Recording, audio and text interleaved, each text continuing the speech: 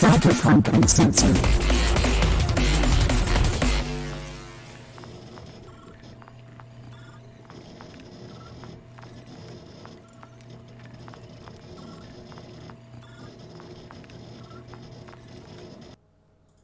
Hey, what's up everybody?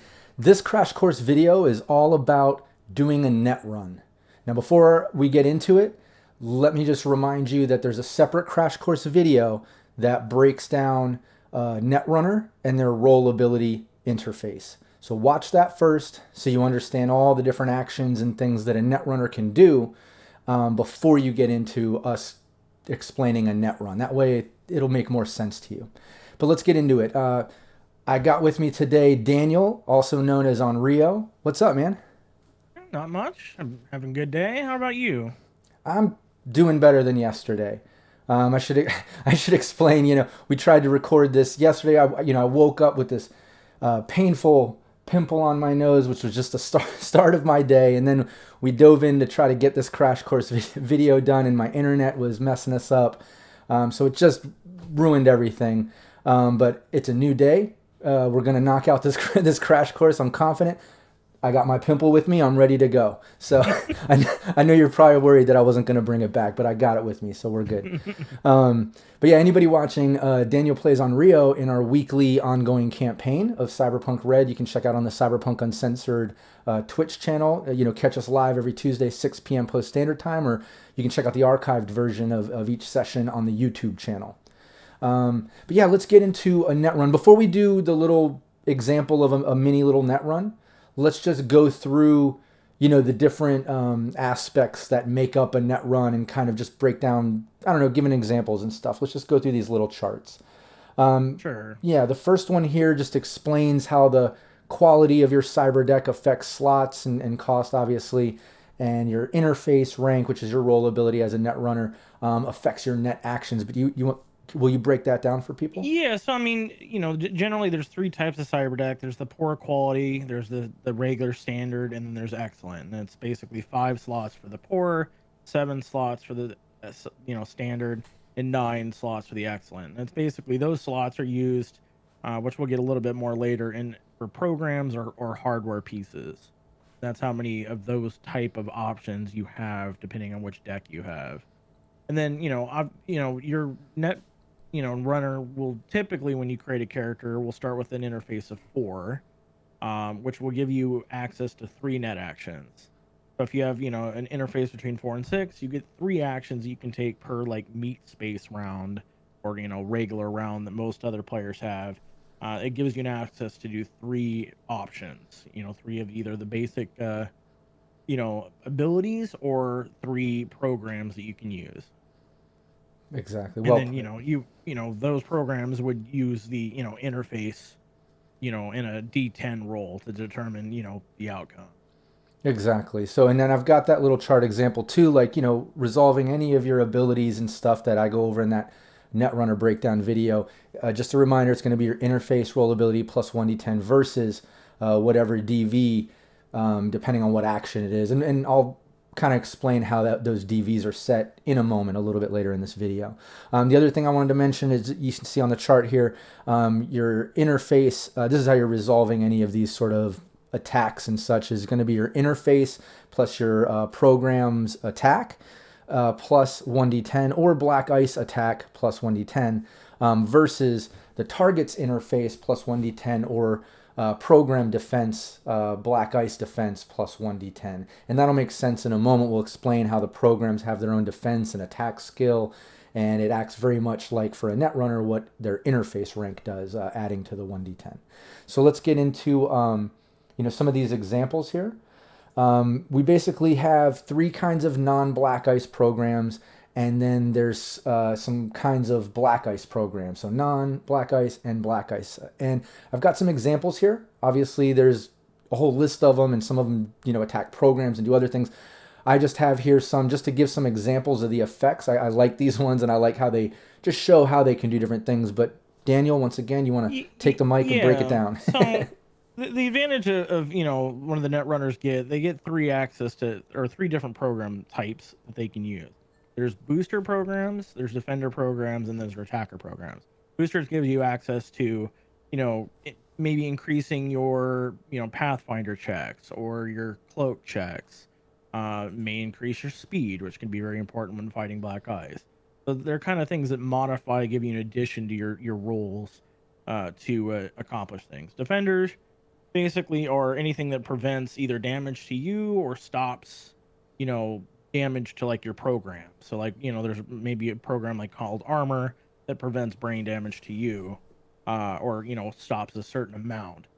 And then there's the attacker programs. These are the ones that are used to attack either, enemy netrunners, enemy, black ice, programs that the netrunners are running. And, those are, used to basically do damage more than your typical zap ability. And then, there's three different black eyes. There's kind of the anti personnel, which is, either goes against, you and your, you know, brain, or, affects your stats or something like that. And we'll go a little bit into it when we go through the black ice. There's anti-program black ice, which goes against your programs, but may derez or even destroy some of the programs you have. And then there's a certain kind of special type that's called demons that are used to control nodes, and we'll get a little bit into that later. So, like, as Ron pointed out, here's a good cross section of black ice. Kind of one of the standard ones that you may run into a lot, at the beginning, is Hellhound, which they kind of describe as like a black wolf that just repeats that netrunner's name. And it has the ability to do damage direct to the netrunner's brain, but it also has the ability to set them on fire. So, if you don't put yourself out, you end up taking a couple damage per round, and it takes an entire meat space round. So it would eliminate all your net actions, to do that. Now, granted, there's some hardware that you can slot into your cyber deck that prevents that fire attack, called insulated wiring. Something my character started out with because I didn't want to deal with being put on fire. So that's kind of one of the main start ones. And and I gotta say, I was upset at that because I was looking forward to catching you on fire. Yeah, the first time you did it, it's like, wait a minute. Yeah, Like, yeah. no, I have insulated wiring. But there's another one called Lich that this one doesn't do damage to you, but it will actually lower your intellect, reflex, and dex stats by 1d6 for the next in-game hour. Down to a minimum 1. So you may end up getting to a point where you just have 1 in a lot of your stats. Obviously, much of those stats are used to either dodge, or attack. So that could be very detrimental if you're in the middle of a firefight. Oh yeah. There's another good one that's Raven. That's basically de-reses a program at random, and then deals 1d6. Actually, de-reses a single defender program. So, like, if, for example, you have armor, which prevents brain damage, this may end up de-resing that, or would de-res it if it hit, and then do the damage. So that can be kind of dangerous, even if you kind of set yourself up to prevent, some damage. That may kind of counteract that. Another good one that's Scorpion, which my character's familiar with. Basically, will, if it hits, lower your move by 1d6 for an hour. So you may get down, and my character did, down to 1 movement potentially. And then the last one's kind of a cross section of the black ice in the book is Skunk, which basically until that's de-res, an enemy that gets hit by it makes all its slide checks at -2. So it kind of makes it harder to run away or slide away from black ice if there's a skunk in the system. So it can be a good intro, and then maybe a harder one later on. Yeah. So it kind of behooves you to eliminate that black ice if you don't want to worry about that. Yeah, exactly. And then, as Rob pointed out, these are only some of the lists, exactly. and a lot of them, are more expensive. They do more damage or do more of these. But these are, a pretty good cross section of the different programs. And there's a few black ice will even target just your program. So it may de-res, maybe your worm, program. And if you don't have, a backup drive, that program gets destroyed, which means you'd have to buy a new one. Yeah, exactly. Yeah, and there's a whole list of not just programs that do different things, But like you've been mentioning, hardware, whether it's a backup drive or insulated wiring, and there's a whole list of different hardware things you can do that give you all kinds of advantages and things for the game. But I just want to point out here so people notice it. On all the programs on all Black Ice, you'll see they all have, their perception and speed, attack, defense, and res. Res is like hit points, pretty much. But those come into play when you're battling them as a netrunner in a system. When you first encounter one, they do their speed plus 1d10 versus the netrunners interface plus 1d10 to see if who gets the first jump or whatever, first action. It's kind of like their version of an initiative, Yeah. And then Black Ice always gets moved to the top of the initiative. I want to mention that as well.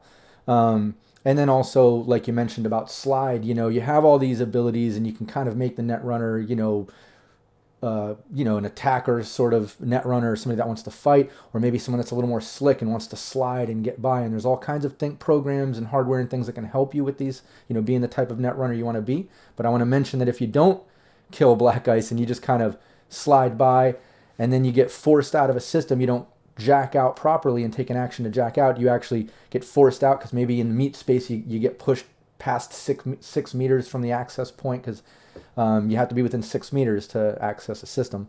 So if you get pushed out, you get forcefully jacked out, or if you There's some program effects that'll jack you out. Exactly. So. And if you do that, you get hit by, or potentially get hit by the Black Ice. Anything that you've encountered in that system basically gets a free attack against you, if you jack out unsafely. So yeah, it kind of behooves you to make sure you either take care of those or jack out safely. Otherwise, you run the risk of dealing with the consequences.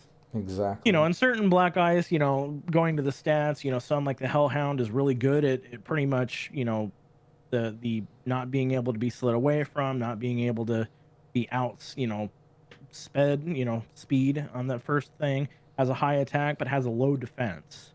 So it's easier to kill, but you got to deal with, maybe getting hit once or twice. Exactly. Whereas some of the other, Skunk, has pretty low stats and everything. It's just if you do get hit, it can be detrimental. So it just kind of depends on which one you're dealing with and, which ones are susceptible to, being hit or doing damage. Exactly. So let me just show off this last chart here just to give what they have for DVs ultimately, and then how a demon kind of works, which is complicated. I didn't want to get into that in too much detail. You can read it in the Cyberpunk Red Book. I'll just give you a brief description of how that works. But first, notice here the chart of how you set your DVs. Remembering that, with a netrunner, they're not taking their stat plus a skill plus 1d10. They're just taking their roll ability rank plus a 1d10. So DVs are set a little bit different. It's 6, 8, 10, and 12 is what's recommended. You can see it's not going up to 17, 22 or whatever, you know what I mean? Like normal skill check DVs. You'll see that in the chart, they kind of have what they suggest is whether basic difficulty up to advanced difficulty, and accordingly, how you should kind of gauge that based on the netrunner's rank. So it makes fair sense that they're not just getting into a system that's maybe too dangerous for them and they just die, So that's what this chart does, is it kind of helps the GM set your DVs and kind of make things balanced, I guess you could say. The next thing I wanted to mention about the demons, there's a bunch of environmental defenses and things in the book, like turret guns and blood swarms and slip floors and stuff, and you can read all about that. You can check it all out. Basically, those either have like a simple function, like they can maybe shoot or be triggered if someone enters a room that's not wearing a certain security badge, or after a certain time, like they're going to close down a shop or something, so they flip the defense on and it's just on. So if anyone enters that room while it's on, it triggers or something. They can do simple things like that, or they can be controlled by a netrunner or a demon. A demon is kind of like an AI. And they can be controlled, in which case you're going to use the netrunner or the demon's skills or stats, I should say, in battle or when using that defense. So it can be a little more dynamic than just a simple action or whatever. And you can see here on the demon list, they have the name, the res, which is again like their hit points, their interface skill or stat or rank, and then how many net actions they get, and their combat number, which is basically the number you're going to use for any sort of combat actions. So that's just a brief description of how that works, but you can dive into that in the Cyberpunk Red Book and see all the different, you know, environmental defenses and things they can control and how that works. And there's a lot to it. It's really cool. But I don't want to dive into that because then this video would probably be like an hour long. We'd be getting into all kinds of cool stuff and showing examples. I just want to show a brief example of a net run. And I want to keep this somewhat simple. Obviously, you know, a system is like an elevator. It has different floors to it or levels going down to the bottom. And it can branch off. There always needs to be a bottom, a main bottom, but there can be branches. But in this case, we're just going to do a simple, you know, system just to kind of show an example. And let's just play it as if you're on Rio, you're with Team Nameless. You just entered a corporation. You guys have to raid or find a file or fight or whatever. Maybe you're rescuing somebody from the team that's captured. You've entered the lobby. The rest of the team is engaging in combat with security, and they yell towards Onryo, their team netrunner, you know, hey, you know, try to find a system and help us or whatever, you know, something along those lines. So here you are in the lobby. You're near the front door and what is kind of the security area, but the guards have already taken off and kind of fighting with your team on the other side. It's a big lobby. On the other side of the room is the front desk, but you're at the front. What are you doing? So yeah, basically the first thing you'd want to do if you're trying to get in a system is use an action, you know, regular meat space actions. One of the few things that is meat space action based for Netrunner, and do a scanner check. So you want to roll to see if you can see where these access points are. Yeah, and for the sake of this little net run, let's just, every time we get into something that you're going to take an action, just give me an example of how you would handle it and what would go down if you rolled really high and it was in your favor, you know, or you rolled low and it didn't work out for you. That way we can just give, you know, brief, Sure. you know, example. So yeah, basically a high roll, you know, more than likely I would find exactly where they're at. Maybe even might be another entry point that's in a different location that might be in a more advantageous. Like there's one right next to you by the security booth. There's one across the lobby about 20 meters away behind the front desk, we'll say, because you rolled really high. Yeah, and maybe if I roll really low, you know, it'd be just the one that's, you know, right next closest to me. So, you know, you would, you know, get within 6 meters. You know, there are some hardware upgrades that you know, may increase that range, but I don't have any with my character. So I'd get within range, and then I would take my, you know, first net action, which would be to jack into the system. And, you know, so then I would find out what is on the first floor. Yeah, you're facing a password. So yeah, I would probably, you know, typically my character has a program that lets me increase my, you know, backdoor checks to break passwords. So I would activate that, which is worm, and then I would roll, do a backdoor check to see about breaking the password. So if I get, you know, say I got a 12, you know, total, more than likely that would probably let me through. You know, if I rolled low, I'd have to try it again. On my next turn, because technically this would be the last of my turns. But we'll say, you know, I just rolled enough to get past it. So that'd be the end of my 3 net actions. So yeah, jacking in.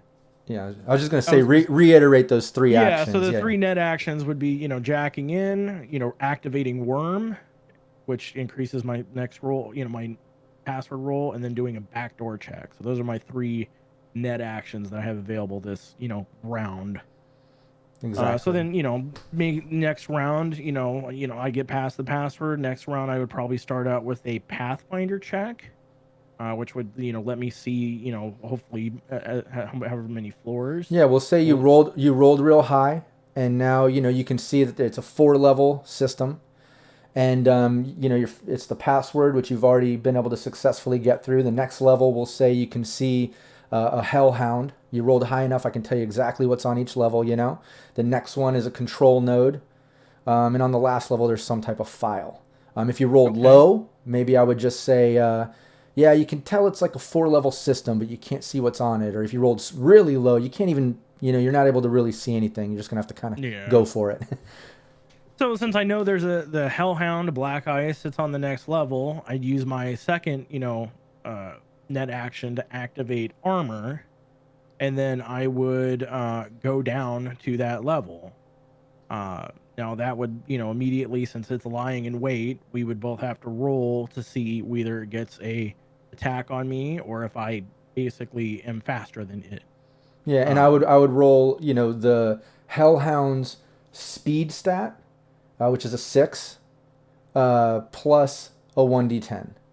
and then I would roll 1d10 plus my interface rank, which we'll just assume I'm a starting net runner, so it'd be Yeah. 4. And if you So and if you rolled low, the Hellhound would get an attack.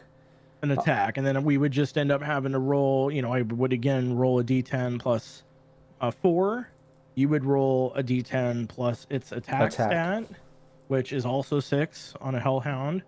And then But if you were to roll high, then and then it would not hit me, and I would I'd be able to take my next chance. So we'll say it yeah, doesn't get an attack initially. yeah, And you then beat that speed roll. You rolled high, yeah. so now it's back. You know, it's you. So we'll say that like my last turn, since I now there's one here, my net runner typically likes taking care of black ice, doesn't want to deal with it later. So I'll activate my sword program, which will let me attack it, which gives me basically +1. So I'd be a 1d10 plus my interface plus the attack stat on the sword, which is +1. So, if and then the Hellhound would roll a d10 plus its defense, which a Hellhound's defense is only 2. So it's, a little easier to hit, but it does have a 20 res, which means it basically has 20 hit points. So, say I do hit it, swords 3d6 against black ice. Maybe I roll a 12, I get a pretty good roll, but that would be the end of my 3 net actions. So it'd be, activating armor, going through, is that all 3? Yeah, I believe that would be 3 because you. No, you activated armor in the and then sword, right? Okay, so I'd still have And then one more, attack. right? Oh yeah. Well, sword is the attack. Mhm. Or no, that's right. So the sword was the last turn. I'm sorry. So yeah, that would be the end of my turn. So then basically the next round, since the black ice goes at the top of the order, you would then once again roll an attack on me. So we'll say you hit me this time. Well, since I have, maybe you do, the Hellhound does 2d6 plus, may set you on fire. I have the insulated wiring, so I get to avoid that. But Yeah. say you roll a 6 damage. Well, I have armor, which prevents the first 4, so I actually would only take 2 to my, brain.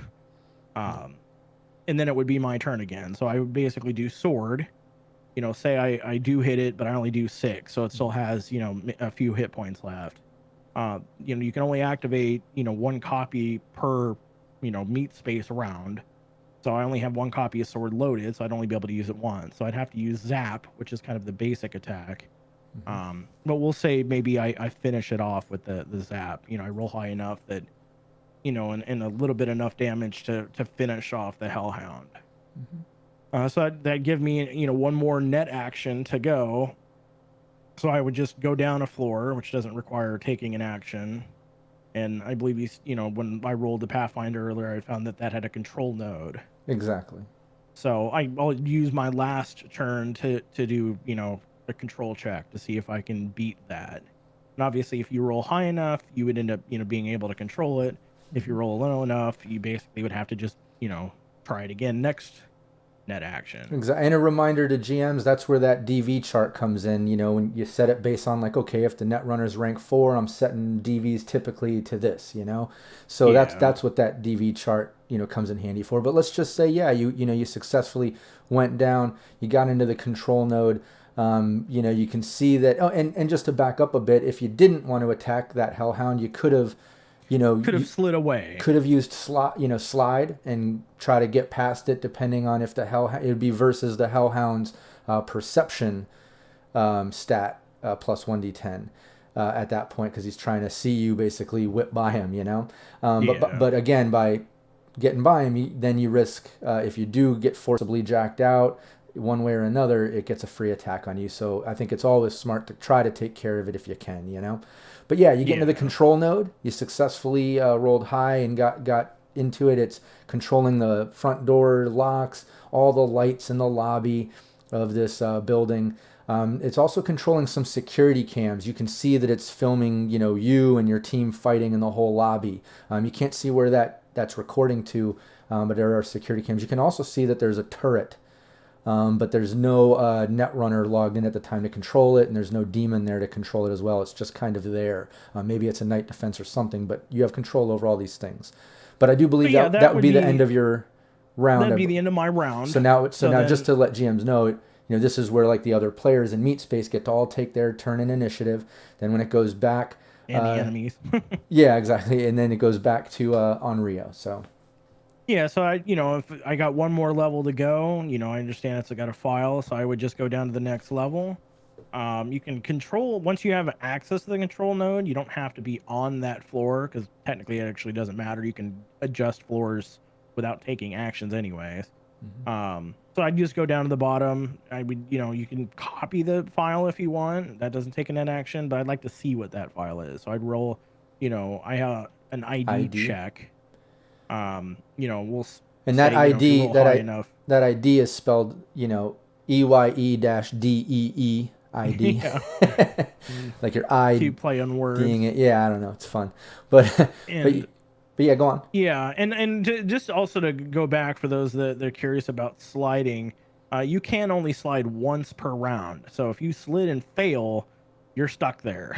Yeah. So, and the other thing, that risk as well. Yeah, and the other thing I want to mention too, when it comes to you IDing the file, and I like the fact that typically you don't just copy the file and go. I mean, obviously, if a netrunner's in a rush, maybe you want to just copy a file or what you're getting into.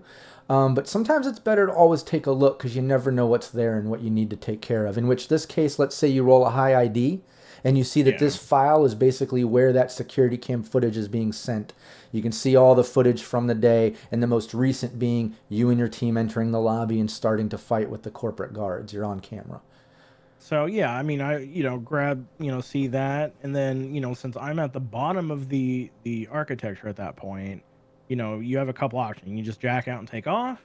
You can do a cloak check, which basically kind of hides that anybody was there, unless an enemy netrunner later logs in and checks. Or typically, what you would end up doing, if you're wanting to make any sort of permanent change, is you would end up writing a virus, and you would do a virus check. And that's kind of up to depending on what you want to do. We'll kind of set the DV and how many rounds. So you can some of the examples they give you is you can change maybe just the look of everything. So instead of it being a hellhound that's kind of a black metal wolf that's like yelling the netrunner's name, the example the book kind of gives you that I find is cute. You can change all the icons to the black ice to little snakes with hats on them. Just you can do little things like that. You can do if you want to completely deactivate a black ice until the virus is destroyed, that's a certain the example they give you is like maybe a DV10 and it takes 2 net actions to roll. Or you can go crazy and either have the number of like floors, which basically kind of messes up the entire thing. But that the DV it gives you as an example is a DV12, which if you look at that the chart of DVs, that's advanced, and it can take up to 10 net actions to do that, which means you're effectively using almost 4 full meat space rounds to do that kind of permanent damage. Obviously, much of the virus stuff can is kind of up to the what you come up with and what the ref or GM wants to allow and what the DV, one example of a recent game is, you can activate and deactivate, maybe lights and activate defenses as kind of a smoke screen. You can do all kinds of stuff. That's kind of up to the imagination of the net runner and the ref. Yeah. And like, what would you do here? Here, what I would probably do is, we're kind of, if we were, taking this lobby, what I would probably do is, write a virus that would just say, when, maybe in 5-10 minutes, if we know we're going to be running out of the building in that time frame, we don't want to leave any evidence that we were here. So I would probably write a virus that says, look, in 10 minutes, delete, I can copy the file, as far as the cameras go, and then I can tell it, okay, turn off the cameras. I could do that technically now, and then and then delete the file. So we can either do that, on our way out. We can do it now if we're going to still be here for a while, unless the netrunner comes in and destroys the virus and, and reactivates everything. There's a couple different ways, but in this case, let's just say that I roll, run a virus that deletes the camera footage and turns its cameras off. So something like that may take a few net actions and a DV10 or something, something in that range, Yeah, and then and I just want to explain the part too that anytime you do like a cloak to make sure nobody knows that you were there and you're the one that did all that stuff, or you set up the virus, another netrunner to break that cloak or virus, the DV is basically set by what you roll. Your interface plus 1d10 now becomes the DV that they have to, beat to see through that cloak or whatever and find out, okay, I see that this netrunner, this guy was here or whatever. Yeah, so I mean, I would run the virus, and then I would probably, if I was really wanting to hide my actions, do a cloak, check at the very end. That's just kind of as, say I roll, an 8, then who a net runner would have to come in and you also do a cloak check to break that cloak, and then to find the virus, and then would have to break the virus through, And that would kind be of a DV of 12 because you rolled an 8 plus your rank 4. yeah. So it would make it a bit harder to end up destroying that, which means the net runner will probably be a bit annoyed when they have to go fix their system. Yeah. So at this point, you let's say you set up that virus, you did all that. It's going to go down in about 10 minutes because you need a little more time to help the team by probably getting back to that control node, getting on that turret gun, and trying to take out some security before you try to safely jack out and take off with the team before that virus kicks in and deletes the camera, deletes all the footage, and sets off or whatever. So that's basically how a net run would work. Anything else to mention or any tangents that could have happened there? I mean, the big, difference is, and this is where, it depends on how you want to build your netrunner. You can build your netrunner in a very kind of aggro way. My character and is more of I play, the more I think I'm leaning towards that direction. You can load up, maybe a little bit of defense and a whole lot of, swords and other attack programs where you can run, sword multiple times in a row. And, that way you can systematically go through and destroy black ice. Or you can be maybe more nonchalant in a hurry type netrunner, in which case maybe you load on a bunch of defense and boosters to increase your, ability to kind of move around the system, but you don't have too many attack programs. Obviously, you got to run the risk of, if you don't jack out safely and you slid away from black ice, you may end up, getting free attacks. But it can be much faster if you're kind of the get in, get out quickly rather than a more systematic, I want to get through the system, get what I need, and maybe even spend time, modifying the system with the virus. So that, you can build your net runner obviously in different ways. You can build them, where they're not good at shooting, but they're good at, doing that. That's kind of where I very much enjoy Red, where you can build your character however you want. You don't have to be the stereotypical nerd Right. that, goes through and, I can hack, It just depends on whatever you want to build. Exactly. No, and I think it's really cool how they also have it set up with systems being just as diverse because of all the programs, how demons can control things, and netrunners could be in there, which you've encountered both. Netrunner coming into a system while you're in there. I think at that hotel session, you ran into a demon. I think at the Docs R Us place that was controlling the drones. But yeah, keep in mind too, GMs, that the system can, like I said, have a lot of branches, not just be a straight down 4 level. That it can be much more elaborate. For the sake of this little example run, we wanted to keep it short and simple, and just kind of give you an example how it would work. Let me just reiterate one other thing. Make sure you go back and you check out the Netrunner and rollability breakdown crash course that I posted before. It'll definitely help you understand this crash course much better because we're naming actions and things that video will teach you about before you get into this net run. So let me just remind people of that if they're still confused after watching this. But yeah, Daniel, thank you so much for joining me. I look forward to playing every week with you during our ongoing campaign. And you've been the netrunner back when we were doing the 2020 red combo stuff before we got the advanced copy from RTG, and Now we're deep into red. I think on session 11 or 12 coming up. I believe we're at with official red rules.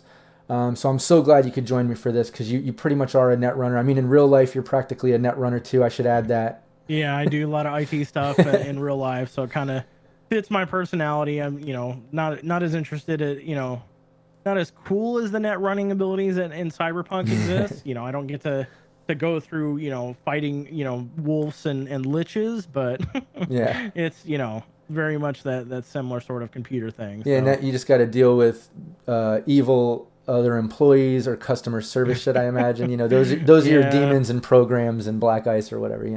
Got to deal with the users, but until or deal with they dealing with me. I was gonna say you've helped me a few times with things. Yeah, I help a few things here and there. So as much to get the cyberpunk stuff out. That's what I enjoy. So. Hell yeah. No, I appreciate you, man. You're awesome. But yeah, thanks to everybody for tuning in. I hope this video was helpful. If you enjoy the crash courses that I'm putting out, make sure you subscribe to Cyberpunk Uncensored on YouTube. Also follow us on Twitch and join the live stream. Like I said, every Tuesday at 6 p.m. Post Standard Time, we're streaming Cyberpunk Red. But I'm also hosting a lot of other GMs on random days and weekends. I'm also still doing interviews for the podcast and video versions that we live stream. So yeah, just make sure you join us, sub and follow so you don't miss anything. And check the Discord as well. Oh yeah. I was just gonna say, check out the links in the description and don't miss anything. One of the links down there is our Discord. Join us there because we have a lot of games going on, not just like info and free stuff and all, just cool networking, but, GMs running games all the time. If you're interested in playing or you're a GM that wants to run a game under the Cyberpunk Uncensored brand, joining our Discord is where to start. So, all right. Thanks so much, everybody. Thanks again, Daniel. We'll see everybody next time. Thank you, Rob. Yeah. Take care. Bye-bye.